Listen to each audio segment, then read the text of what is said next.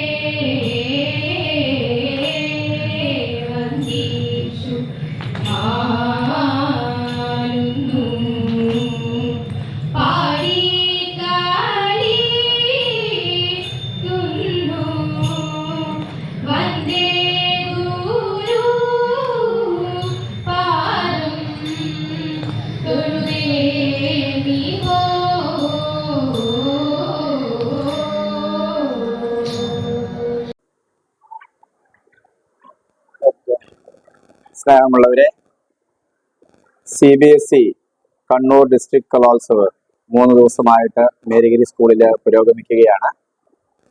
October 9, 10, 11 തീയതികളിലായിട്ട് 16 വേദികളിലായിട്ട് 84 മത്സര ഇനങ്ങളാണ് ഉള്ളത്. 2 ദിവസത്തെ കലാപരിപാടികൾ വളരെ ഭംഗിയായിട്ട് നടത്തുവാൻ മേരിഗിരി സ്കൂളിന് സാധിച്ചു. അതിൽ തീർച്ചയായിട്ടും എല്ലാവരുടെയും സഹകരണം കൊണ്ടാണ് അങ്ങനെ ചെയ്യാനായിട്ട് സാധിച്ചത്. അതിൽ സഹകരിച്ച കണ്ണൂർ സഹോദയയിലെ എല്ലാവർക്കും, അതുപോലെ തന്നെ നമ്മുടെ സ്കൂളിന്റെ പ്രിൻസിപ്പലിനും സ്കൂൾ മാനേജ്മെന്റിനും പ്രത്യേകമായിട്ട് നന്ദി പറയുകയാണ്. 3-ാം ദിവസമായി ഇന്ന് മേള സമാപിക്കും. സമാപന സമ്മേളനത്തിൽ അഡ്വക്കേറ്റ് സജീവ് ജോസഫ് MLA മുഖ്യാതിഥിയായിരിക്കും.